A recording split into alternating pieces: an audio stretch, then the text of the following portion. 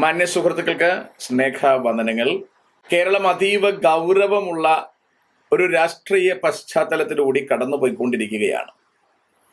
എന്താണ് ഇതിന്റെ ഭാവിയിൽ സംഭവിക്കുവാൻ പോകുന്നത് എന്നതിനെ കുറിച്ച് നമുക്ക് ആശങ്കയുണ്ട്.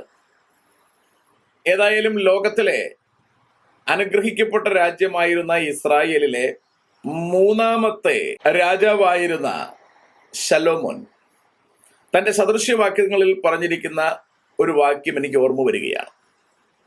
വീഴ്ചയ്ക്ക് മുമ്പേ ഗർവം എന്നാണ് ആ വാക്യം.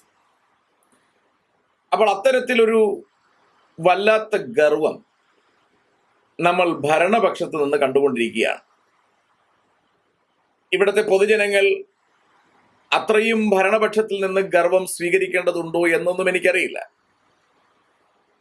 ഏതായാലും ഭരണപക്ഷവും അതിനോട് ചേർന്ന് നിൽക്കുന്ന പുത്രികാ സംഘടനകളും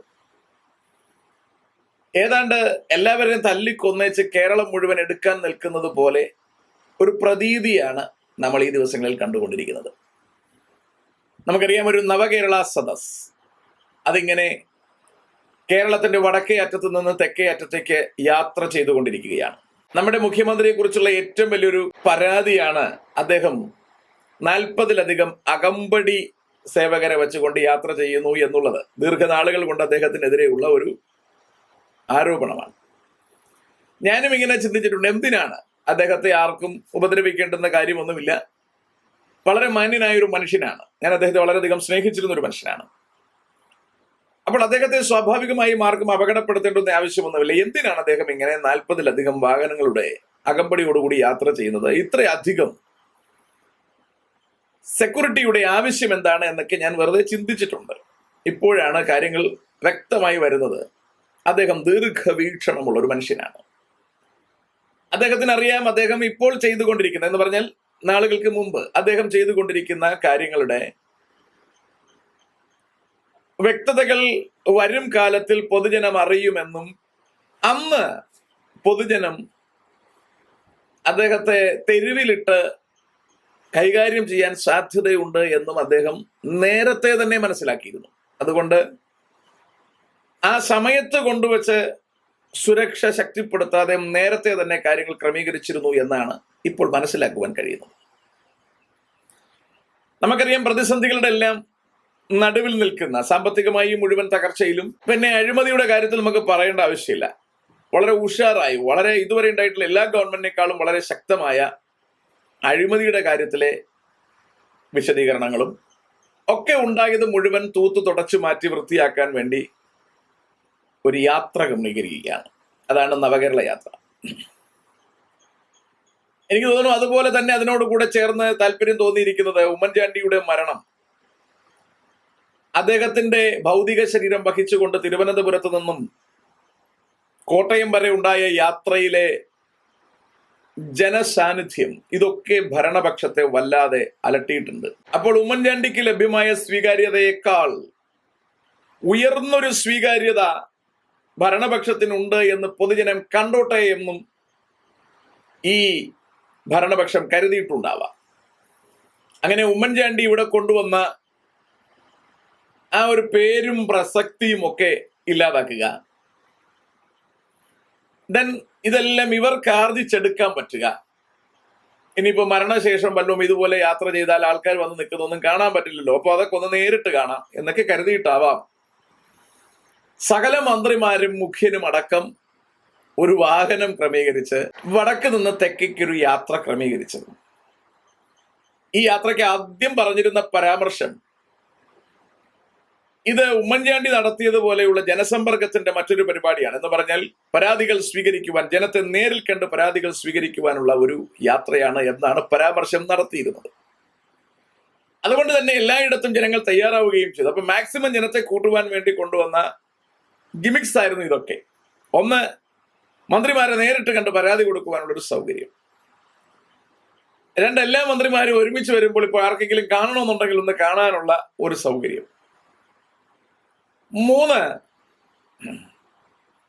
ജനത്തെ ഒരുമിച്ച് കൂട്ടാൻ വേണ്ടി ഒരു ആകർഷണം ഉണ്ടാക്കാൻ വേണ്ടിയാണ് 1 കോടി ചില്ലറ രൂപ ചിലവഴിച്ച് ഒരു വാഹനവും ഇറക്കിയത്.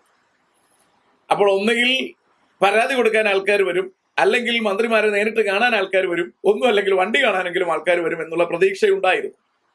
ആദ്യ റൗണ്ടിലെ അത് പരാജയപ്പെട്ടു. സ്കൂളിൽ നിന്ന് കുട്ടികളെ വരെ നിർബന്ധപൂർവ്വം ഇറക്കിക്കൊണ്ടുവന്ന റോഡ് വക്കത്ത് നിർത്തി ഇതൊക്കെ ഒന്ന് കാണിച്ച് ജനപിന്തുണ വർദ്ധിപ്പിക്കുവാനുള്ള ശ്രമമൊക്കെ നടത്തി നോക്കി. സകല പരിപാടികളും കോടതികളൊക്കെ ഇടപെട്ട് നാമാവശേഷമാക്കി കളഞ്ഞു. ഒന്നും നടക്കാത്തൊരു അന്തരീക്ഷം ഇതിനുണ്ടായി എന്നുള്ളത് വളരെ വേദനാജനകമായ ഒരു കാര്യമാണ്. അപ്പോഴാണ് പാലായിലെത്തുമ്പോൾ ചാഴിക്കാടന്റെ ഒരു പ്രസംഗമുണ്ടായത്.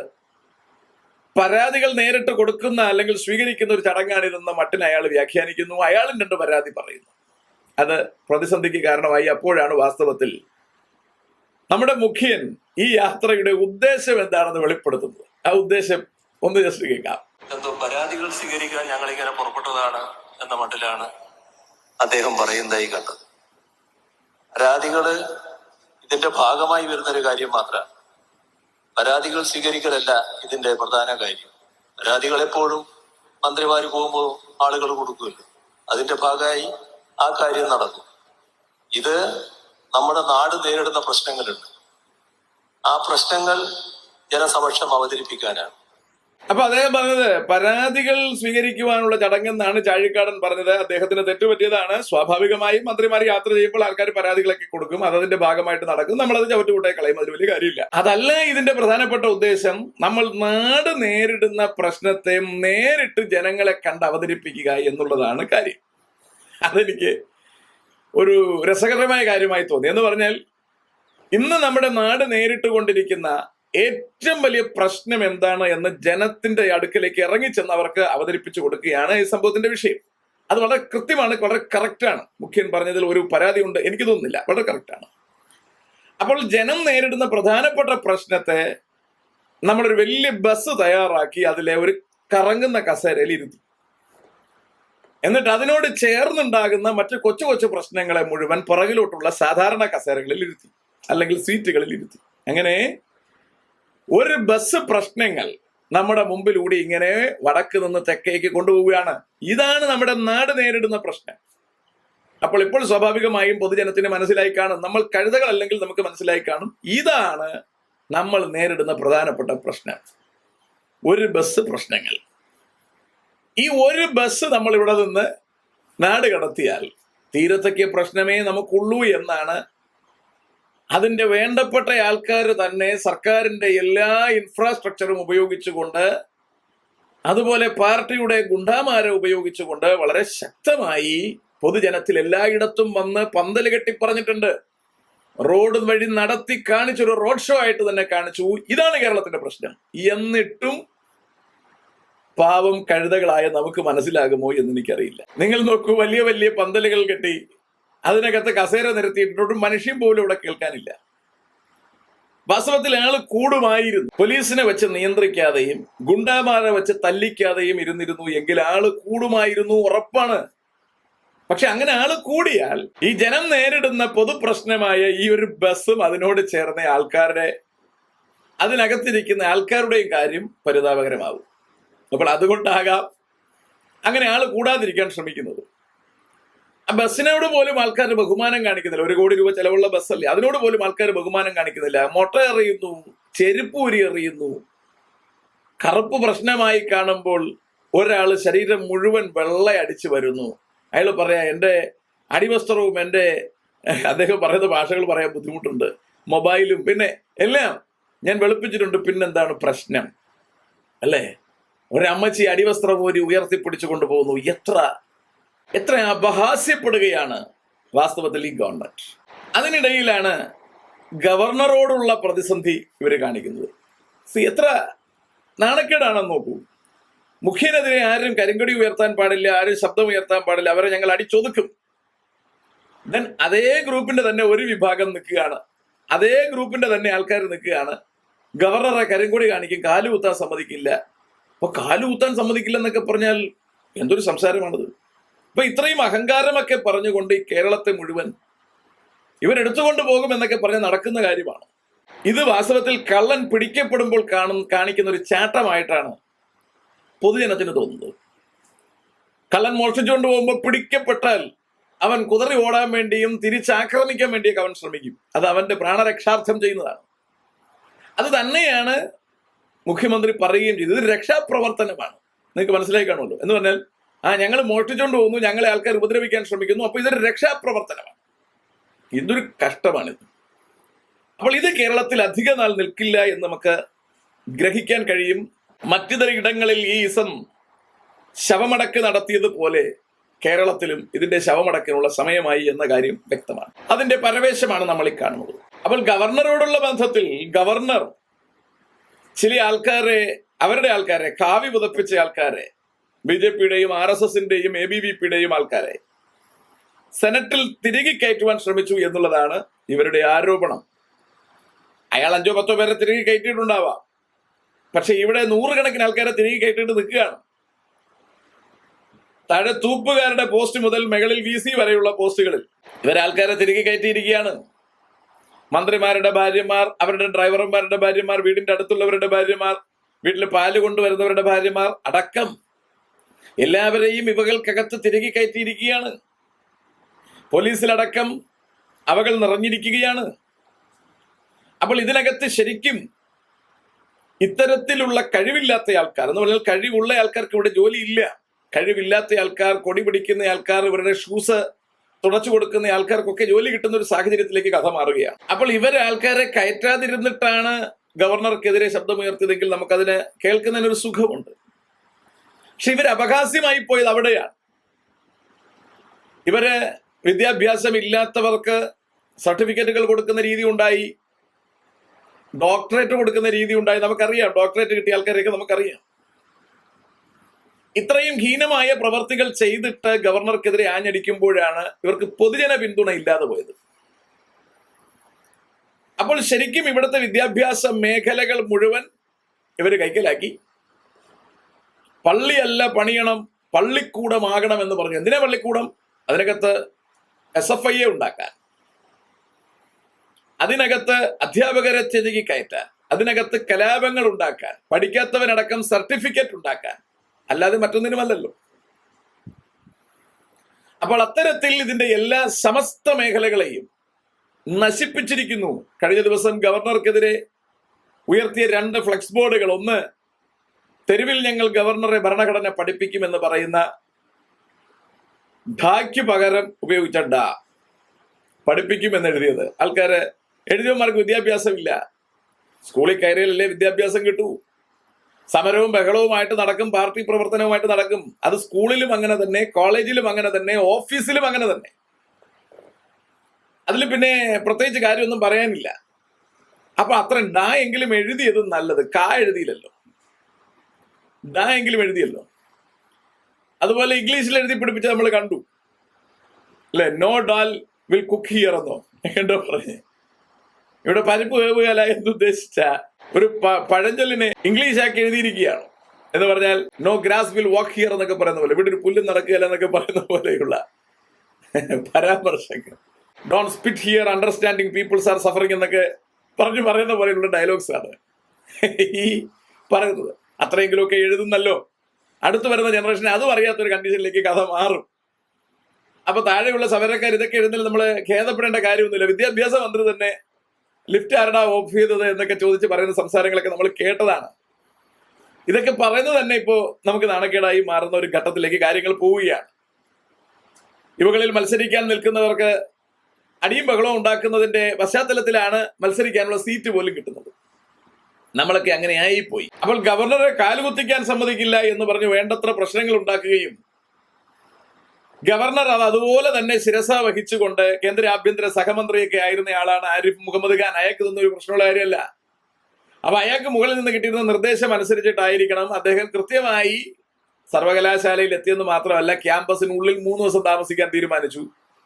ഇവരെ കൊണ്ട് സ്ഥാപിച്ച ഫ്ലെക്സ് ബോർഡുകളെല്ലാം എടുത്തു മാറ്റിച്ചു. ഏറ്റവും രസകരമായി മാറിയത് കോഴിക്കോടുള്ള മിഠായി തെരുവിലൂടെ അദ്ദേഹം യാത്ര ചെയ്തു. തിരുവനന്തപുരത്തുള്ള ചാല മാർക്കറ്റിലൂടെ യാത്ര ചെയ്യുന്നതിനേക്കാൾ ദുസ്സഹമാണ് എന്ന് പറഞ്ഞാൽ തിരക്കാണ് കോഴിക്കോടുള്ള മിഠായി തെരുവ്. അതിനകത്തുകൂടി അദ്ദേഹം യാത്ര ചെയ്തു. എന്നെ ഏറ്റവും സന്തോഷിപ്പിച്ചത് അദ്ദേഹം ബേക്കറികളിലേക്ക് ചെല്ലുകയും അവർ കൊടുക്കുന്ന ഹലുവ അവർ തന്നെ വായിക്കകത്തേക്ക് വച്ചു കൊടുക്കുന്നു, അവരെ കെട്ടിപ്പിടിക്കുന്നു, ഉമ്മ കൊടുക്കുന്നു. ഒരു വല്ലാത്ത സന്തോഷം അവിടെ ഉണ്ടാകുന്നതിന് കാരണമായി.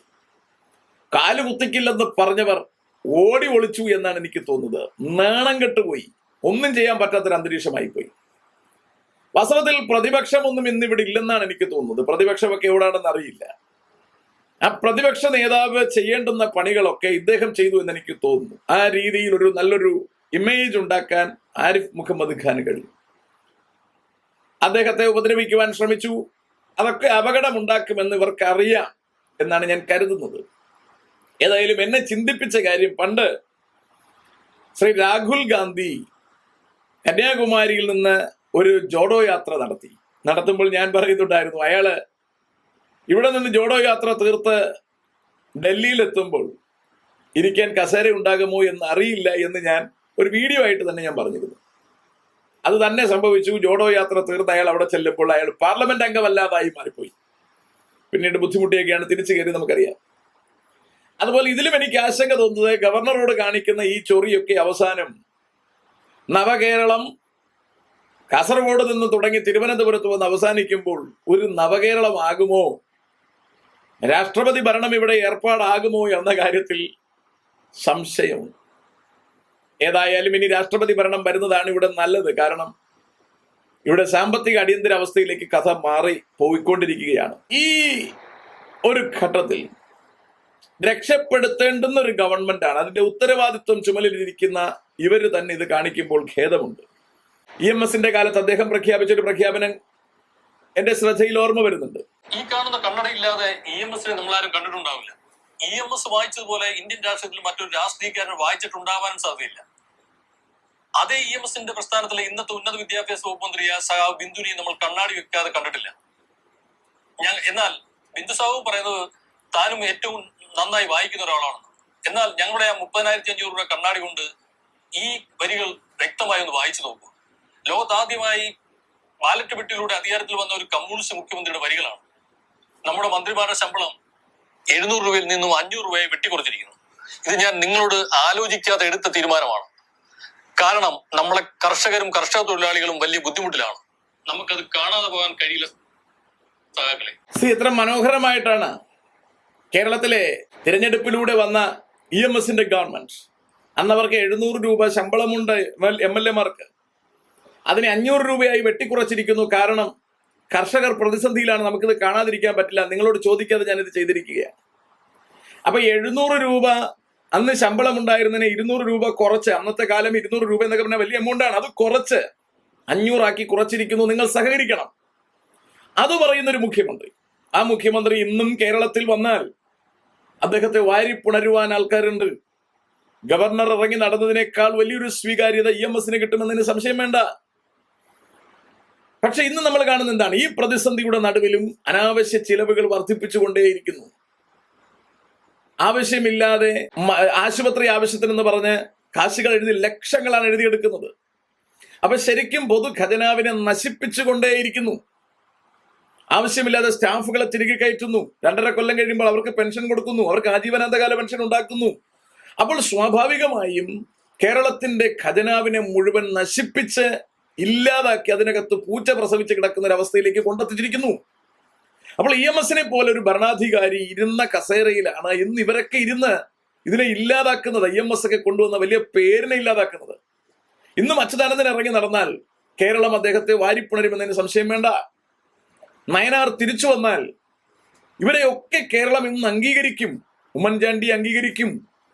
അതുപോലെ ഇന്ന് വരെ ഇരുന്നിരുന്ന സകല മുഖ്യമന്ത്രിമാരെയും കേരളം അംഗീകരിക്കും. കരുണാകരൻ അടക്കമുള്ളവരെ കേരളം അംഗീകരിക്കും. ആന്റണിയെ ചിലപ്പോൾ അംഗീകരിച്ചില്ലെന്ന് വന്നേക്കാം. അപ്പോൾ ഇങ്ങനെ ഇവരെല്ലാം അംഗീകരിക്കുന്ന ഒരു ഘട്ടത്തിൽ ഈ ഒരു മനുഷ്യനെയും കൂടെയുള്ള ഒരെണ്ണത്തെയും ആരും അംഗീകരിക്കില്ല എന്ന് പറയുന്നതിന് കാരണം ഈ തിന്മയ്ക്ക് അവർ കൂട്ടുനിൽക്കുന്നത് കൊണ്ടാണ്. കേരളത്തിലെ ജനത്തിന് അവരുടെ സ്വത്തിനും അവർക്ക് ജീവിക്കുവാനുള്ള സൗകര്യം ഉണ്ടാക്കി കൊടുക്കേണ്ട സേവകരായി വന്ന ഇവർ ജനത്തെ കൊള്ളയടിക്കുന്ന ഒരു അവസ്ഥയിലേക്ക് വന്നാൽ എന്തായിരിക്കും ഗതി? പണ്ട് ഞാൻ സിനിമ കാണുന്ന കാലഘട്ടത്തിൽ കണ്ടിട്ടുള്ള ഒരു സിനിമ എനിക്ക് ഓർമ്മയുണ്ട്. ഒരാൾ ഒരു വീട്ടിലുള്ള ഉടമസ്ഥനും ഭാര്യയ്ക്കും കുഞ്ഞുങ്ങൾക്കും എല്ലാവർക്കും കൂടി സിനിമ കാണാനുള്ള ടിക്കറ്റ് ഫ്രീ ആയിട്ട് കൊടുക്കുന്നു. ആ ഫ്രീ ടിക്കറ്റ് കൊണ്ട് അവർ സിനിമ കാണാൻ പോകുന്നു. രാത്രിയിൽ ഇവർ സിനിമ കണ്ടുകൊണ്ടിരിക്കുമ്പോൾ ഇവരുടെ വീട് മുഴുവൻ ഈ ടിക്കറ്റ് കൊടുത്തവർ വന്ന് കൊള്ളയടിക്കുന്നു.